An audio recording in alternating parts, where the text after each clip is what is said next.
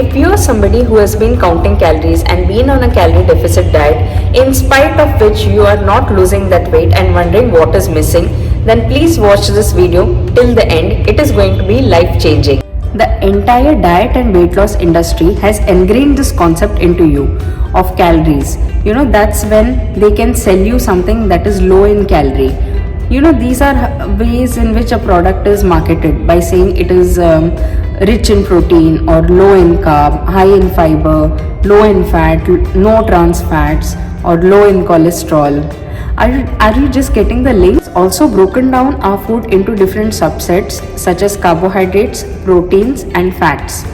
And the concept of calorie itself is wrong because it isn't even physiologically correct, because in our body there are no receptors as such for counting calories.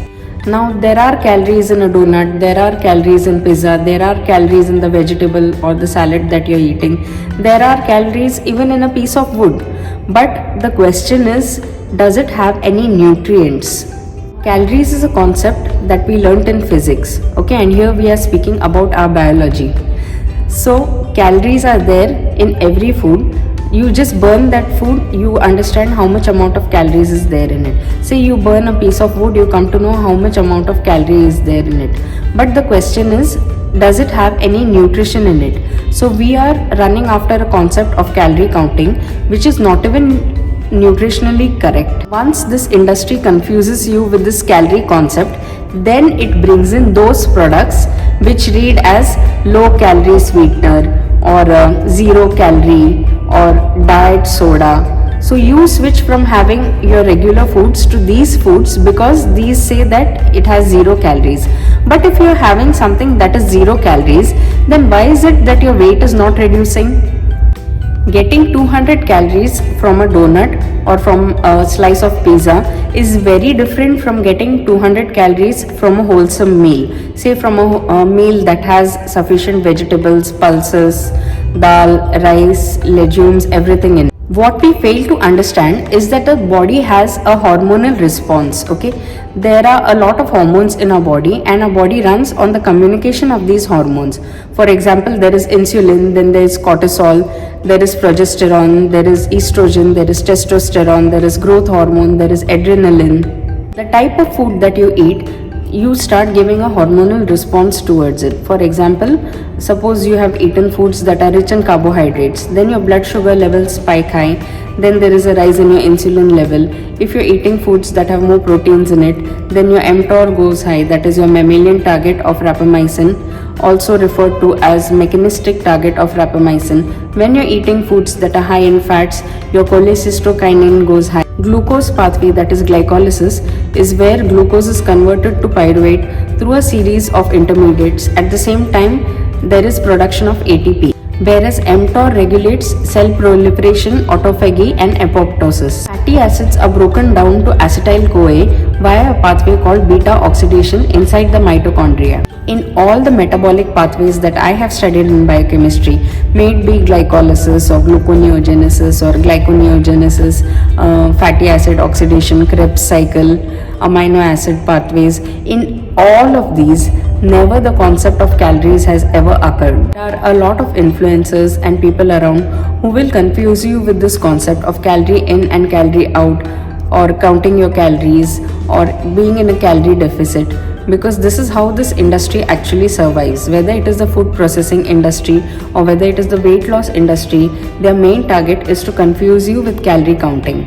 Thoroughly convinced with this calorie concept, you start eating those foods which aren't even real foods.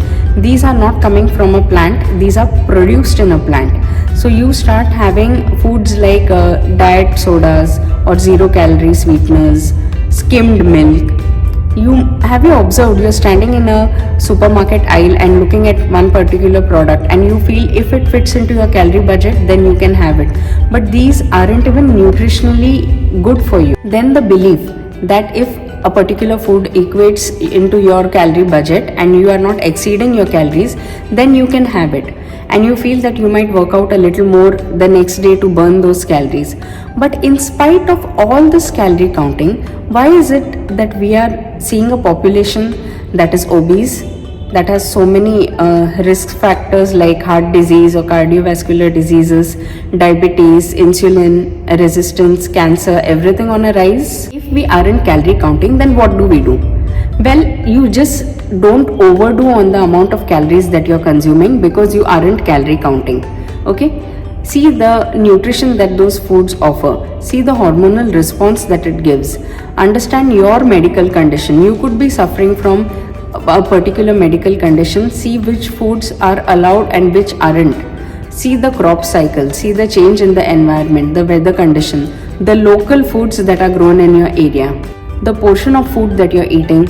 Are you eating within the circadian rhythm? Are you fasting sufficiently? Are you overeating? Are you undereating? Are you malnourished or are you overnourished? There are so many factors that need to be considered while making your personalized diet plan. Are you hydrating your body enough? Are you concentrating on your overall wellness? Are you working out or do you have a sedentary lifestyle?